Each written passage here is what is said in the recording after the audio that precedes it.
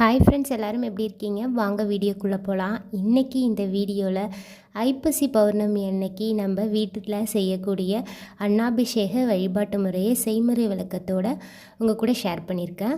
அது மட்டும் கிடையாது, நம்ம வழிபடக்கூடிய உகந்த நேரங்கள் என்னென்ன அப்படின்னு பற்றியும், இந்த வழிபாடு செய்யறதுனால நமக்கு என்னென்ன புண்ணியங்கள் கிடைக்கும் அப்படின்றத பற்றியும், கோவிலில் இந்த வழிபாட்டுக்கு நம்ம கொடுக்க வேண்டிய பொருட்கள் என்னென்ன அப்படின்றத பற்றியும் தான் உங்கள் கூட நான் ஷேர் பண்ணிக்க போகிறேன்.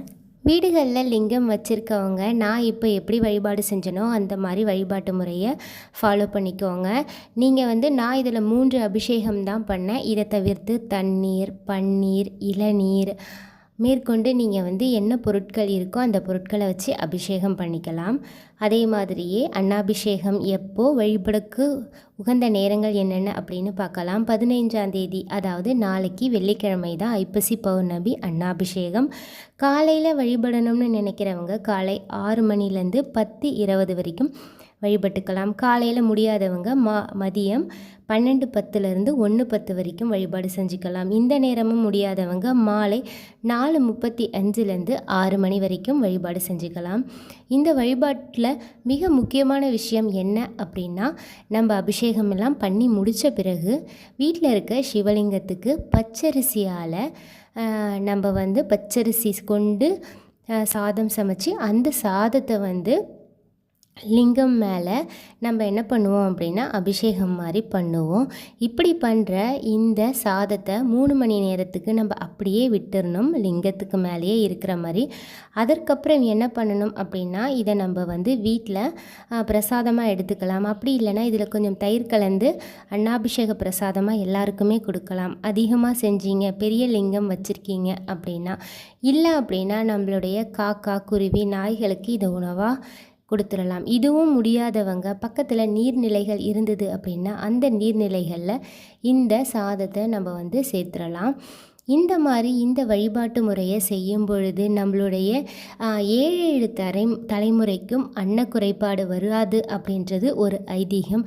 நம்ம செய்கிற இந்த பலன் நம்மளுடைய 7 தலைமுறைக்கும் கொண்டு போய் சேர்க்கும். அதனால் இந்த எளிமையான வழிபாட்டு முறையை கண்டிப்பாக வீடுகளில் எல்லாரும் செய்யுங்க.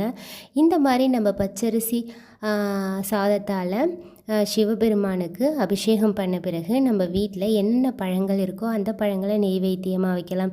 இதை தவிர்த்து நீங்கள் மற்ற உணவுப் பொருட்களையும், அதாவது பாயாசம், பொங்கல், சாதம் இது மாதிரியும் செஞ்சு சிவலிங்கத்துக்கு நீங்கள் வைக்கலாம். முடியாதவங்க இந்த மாதிரி எளிமையான பழங்களை வச்சு நீங்கள் உங்களுடைய வழிபாட்டு முறையை முடிச்சுக்கோங்க. இந்த வழிபாட்டு அப்போது நம்ம படிக்க வேண்டிய பாடல் என்ன அப்படின்னா, சிவபுராணம் நாளைக்கு படிக்கிறது அவ்வளோ புண்ணியத்தை நமக்கு கொடுக்கும். அதனால் யாருமே தவற விட்டுறாமல் அந்த சிவபுராணம் படிங்க. பக்கத்தில் சிவன் கோயில் இருந்தது அப்படின்னா அந்த சிவன் கோயிலுக்கு போயிட்டு வாங்க. சிவன் கோவிலில் அன்னைக்கு பூஜைக்கு ஏதாவது பொருட்கள் தேவைப்படுது அப்படின்னா அதை நீங்கள் தானமாக வாங்கி கொடுக்கலாம். அதே மாதிரி அன்றைய தினத்தில் உங்களால் முடிஞ்ச அளவுக்கு கோவிலுக்கு அரிசி வாங்கி தர்றது அவ்வளவு விசேஷம். அதனால் கண்டிப்பாக எல்லாருமே அதை செய்யுங்க. முடிஞ்சவங்க ஒரு மூட்டை எடுத்து கொடுங்க. முடியாதவங்க 1 கிலோ, 2 கிலோ, 5 கிலோ அப்படின்னு உங்களால் எந்த அளவுக்கு முடியுமோ அந்த அளவுக்கு கோயிலுக்கு இதை கொடுங்க.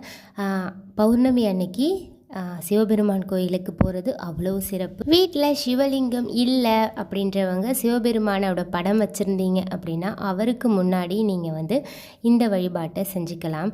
சிவபெருமானுடைய படமும் இல்லை அப்படின்னா அம்மனுடைய படம் வச்சுருந்தீங்க அப்படின்னா அதை வச்சே செஞ்சுக்கலாம். ஏன்னா நம்மளுடைய சிவபெருமான் தனக்குள்ள பாதி இடத்த அம்மனுக்கு கொடுத்துருக்காரு. அன்றைய தினம் வெள்ளிக்கிழமை அப்படின்றனால அம்மனுக்குமே இந்த வழிபாட்டை செய்யறது நமக்கு சிறப்பான பலன்களை ஏற்படுத்தி கொடுக்கும். கண்டிப்பாக நாளைய டேவை யாருமே மிஸ் பண்ணிடாதீங்க. ரொம்ப எளிமையான முறையில் இந்த வழிபாட்டை கண்டிப்பாக செய்யுங்க. இந்த வழிபாட்டு அவ்வளோ பலனை நம்மளுக்கு மட்டும் இல்லாமல் நம்மளுடைய வருங்கால சந்ததியினருக்கும் ஏற்படுத்தி கொடுக்கும். ஒரு வீடு எப்போ செழிப்பாக இருக்குது அப்படின்னா வீட்டில் எந்த ஒரு அன்ன குறைபாடும் இல்லாமல் நமக்கு வயிறார 3 வேளை உணவு சாப்பிட்றது தான். ஏன்னா நம்ம மீதி எது கொடுத்தாலும் வேணான்னு சொல்ல மாட்டோம். ஆனால் சாப்பாடை மட்டும் நம்மளால் அளவுக்கு அதிகமாக சாப்பிட முடியாது. அதே மாதிரி சாப்பிடாமலும் இருக்க முடியாது. அன்னம்னு சொல்லப்படுற சாப்பாட்டுக்கு அவ்வளோ முக்கியத்துவம் இருக்குது. அதனால் இந்த வழிபாட்டை கண்டிப்பாக எல்லாரும் வீடுகளில் செய்யுங்க.